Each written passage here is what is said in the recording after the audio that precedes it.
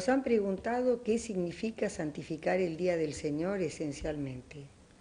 Sí, este sí que es un tema profundamente religioso, que en la sociedad en que estamos viviendo hace falta aclararlo y recordarlo tanto. ¿Cuántos de nosotros, también entre nuestros oyentes, ¿verdad? Y los que preguntan, existen perplejidades porque ya no está claro cuáles son, digamos, las manifestaciones externas que distinguen perfectamente a un cristiano católico, en general debería ser a todo cristiano, ¿no?, de una persona que no tiene religión o que no tiene convicciones?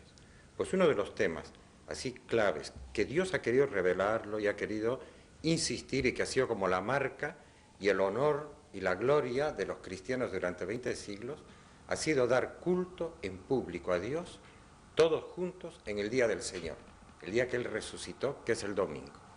Y nosotros los cristianos nos distinguimos, entre otras cosas, porque somos gente que da culto a Dios el día domingo, juntos todos, en lo que llamamos el santo sacrificio de la misa, asistiendo a misa.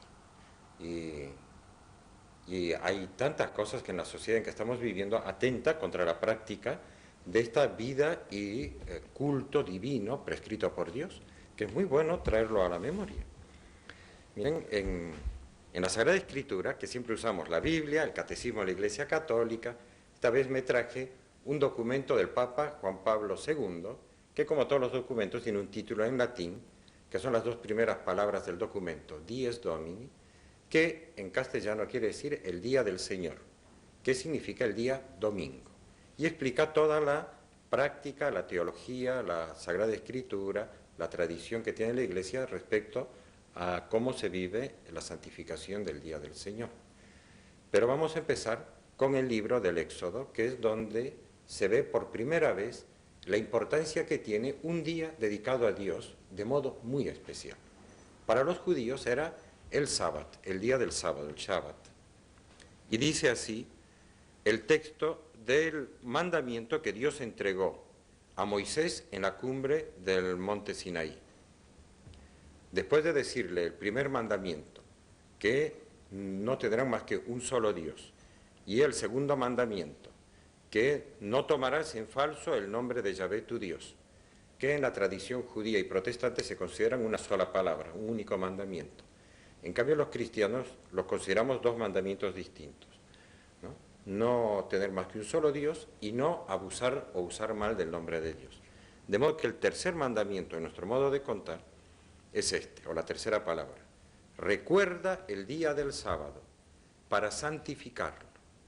6 días trabajarás y harás todos tus trabajos, pero el día séptimo es día de descanso dedicado a Yahvé tu Dios.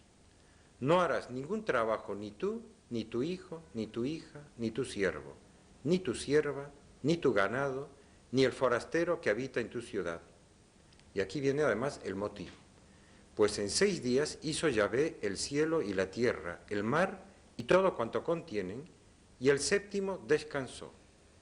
Por eso bendijo Yahvé el día del sábado y lo hizo sagrado. De modo que para Israel el día del sábado era el día en que se recordaba la obra de la creación. Era para agradecer a Dios por todo lo que había hecho, y dentro de la creación su obra más perfecta, el ser humano. Ese día era de meditación en el poder creador de Dios. Además, para Israel se convirtió, después de Moisés, en el día en que se vivía con gratitud la alianza, que Dios los había elegido como un pueblo especial. Y el día del sábado ellos recordaban que era un pueblo que había hecho una alianza con Dios, que se habían comprometido a ser totalmente de Dios, y Dios se había comprometido a ser totalmente el Dios de Israel. Eso hasta el día de hoy tiene una validez religiosa perfecta, ¿verdad? Ahora bien, esto es el Antiguo Testamento. Pero en el Nuevo Testamento, cuando Dios vino a este mundo y se encarnó, Jesucristo es Dios verdadero y al mismo tiempo hombre verdadero. Realizó un acto para demostrar que Él es Dios, que es la resurrección. Después de 3 días de muerto, había prometido que Él mismo iba a resucitar su propio cuerpo, uniendo su cuerpo con su alma, para demostrar que es Dios mismo, que tenía poder sobre su cuerpo y su alma humanos. Y resucitó al tercer día, en día domingo. A partir de ese momento los cristianos empezaron a llamar al domingo, que es el día siguiente al sábado, el día del Señor. El día del Señor, porque Él había resucitado. Y el cambio del Antiguo al Nuevo Testamento se produjo también en el día en que se le daba culto a Dios. Se dejó de utilizar el sábado para distinguirse netamente del culto judío y se pasó a darle culto a la asamblea de los fieles, se reunió en domingo, el día del Señor. A partir de ahí viene toda la teología del domingo. El domingo ya no es solo para recordar las obras de Dios, que esas nunca lo olvidamos, agradecerle por la creación, y porque los cristianos vivimos también ya el cumplimiento perfecto de la alianza. Somos un pueblo de alianza. Dios se ha comprometido a ser totalmente Dios y nosotros nos hemos comprometido a ser un pueblo totalmente de Dios, los cristianos. Y no solo Israel ahora, sino todos aquellos que aceptan a Cristo pasan a tener una alianza con Cristo. Pero esa alianza nosotros la recordamos el domingo, porque fue el día en que Cristo quiso recordar que Él había venido a este mundo realmente, que Él había demostrado su divinidad resucitando. Por cierto, algún día podríamos hacer un programa sobre la famosa sábana santa de Turín, que es una huella de la resurrección fantástica, milagrosa, que Dios ha querido dejar. Es un tema interesante. Para este mundo medio incrédulo, ¿verdad? Pero a partir de ahí, el mandamiento el precepto del día del Señor es el domingo. Y eso lo enseña el Catecismo de la Iglesia Católica con toda claridad. Cuando explica el tercer mandamiento de la ley de Dios, habla primero del día del sábado, con muchísimo respeto, que es el día santo de Israel, del Antiguo Testamento. Y en el capítulo segundo dice, el día del Señor. Y empieza a explicar lo que significa el domingo. Jesús resucitó de entre los muertos, como dice Mateo 28:1, el primer día de la semana, que en el modo de contar los días significaba el día domingo. En cuanto es el primer día, el día de la resurrección de Cristo, recuerda la primera creación. En cuanto es el octavo día que sigue al sábado, significa la nueva creación inaugurada con la resurrección de Cristo. O sea que nosotros conservamos tanto el amor a la creación como esta nueva creación que es la resurrección de Cristo, que es como el avance de lo que nos pasará a nosotros cuando resucitemos. Para los cristianos vino a ser el primero de todos los días, la primera de todas las fiestas, el día del Señor. Como dice San Justino, que es un cristiano palestinense, gran escritor, sabio, que nació a principios del siglo II, ¿no? Muy en los comienzos. Nos reunimos todos los días del sol, que así se llama, porque es el primer día en que Dios, sacando la materia de las tinieblas, creó el mundo. Y ese mismo día, Jesucristo, nuestro Salvador, resucitó de entre los muertos. Ese es el argumento desde el siglo I.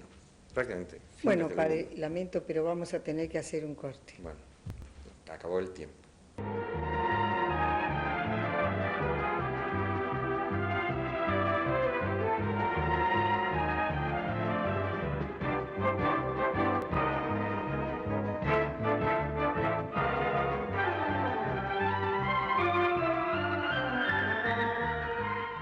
Bueno, padre, de acuerdo con lo que estábamos diciendo, sí. En concreto, en la actualidad, ¿cómo se puede santificar el sábado? ¿Hay cosas concretas que se pueden o que no se deben hacer? Sí. El sábado en sentido amplio, claro. El domingo. Sí, hay cosas que se pueden y que no se pueden hacer según la doctrina de la Iglesia Católica. En la tradición de nuestros hermanos separados que vienen de la tradición protestante, el precepto es el mismo, o sea, tienen que vivir el domingo como el día del Señor, y de hecho lo viven. Y hay algunos pequeños grupos, por ejemplo los adventistas, que han trasladado el día santo nuevamente al sábado en vez del domingo. Parece como un neojudaísmo, que estuvieran volviendo a darle más importancia al Antiguo Testamento que al Nuevo. Algo parecido le pasó a Calvino.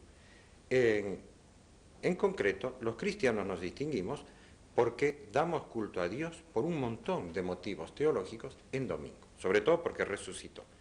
Miren cómo lo decía, ahora voy a decir además cómo lo vivimos, los católicos.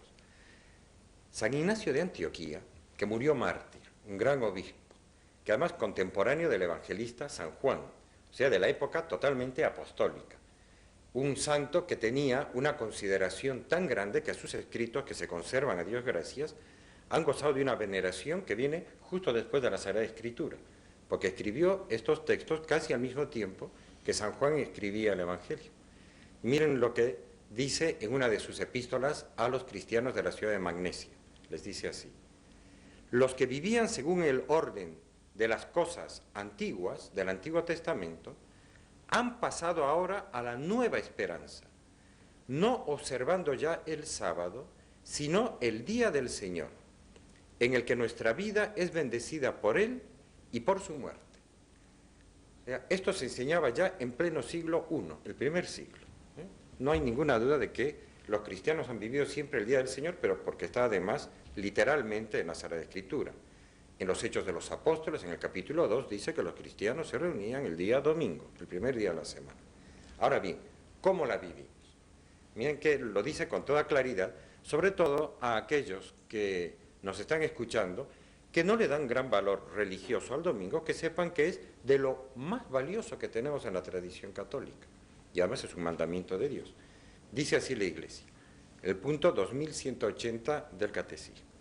El mandamiento de la Iglesia determina y precisa la ley del Señor, o sea, al tercer mandamiento de la ley de Dios. Y dice así: el domingo y las demás fiestas de precepto, los fieles tienen obligación de participar en la misa. Y cumple el precepto de participar en la misa quien asiste a ella, donde quiera que se celebre en un rito católico, tanto el día de la fiesta como el día anterior por la tarde, al anochecer, que ya significa litúrgicamente que es el día siguiente. De modo que no se cumple solo con verla por televisión, hacer un recuerdo, rezar un Padre Nuestro en medio del campo. El precepto es: Dios ha querido que nos reunamos juntos, además alrededor de la Eucaristía, del misterio de Dios presente, de este Dios que se ha encarnado, que está presente.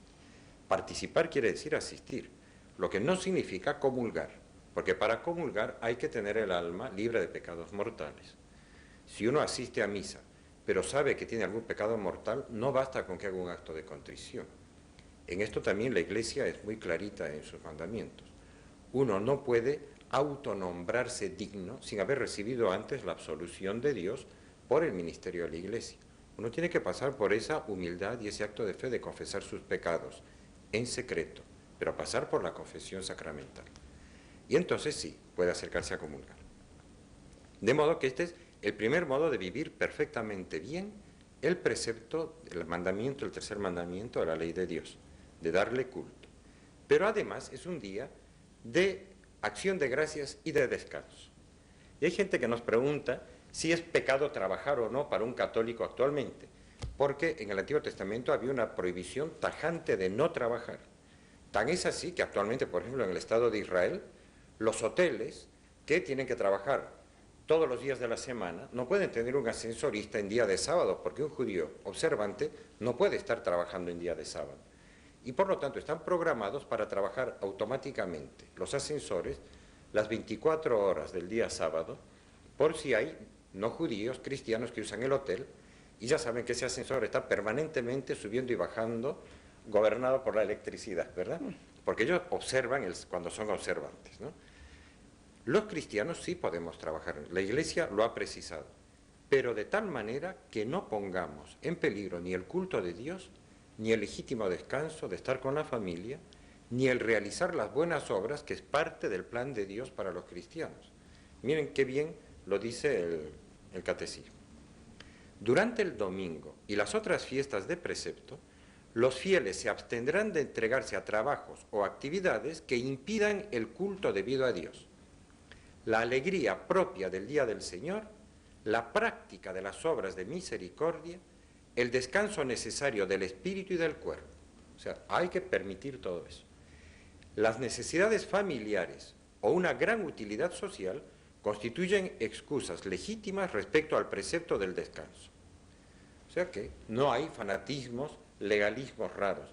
En una familia hay que comer, etcétera, y por supuesto que se puede hacer el trabajo doméstico normal, pero siempre y cuando no impida el culto de Dios. Y hay que descansar, por supuesto que hay que descansar, y en familia mejor, pero sin dejar de cumplir con el precepto de darle culto a Dios, de ir a misa. Imagínense tantos cristianos que se toman el domingo como si fuera una vacación que significa no hacer nada. irse al campo si pueden o dormir todo el día. Por supuesto que no se nota en absoluto que son cristianos, que son un pueblo de alianza, que Dios está esperando esa manifestación externa de su fe.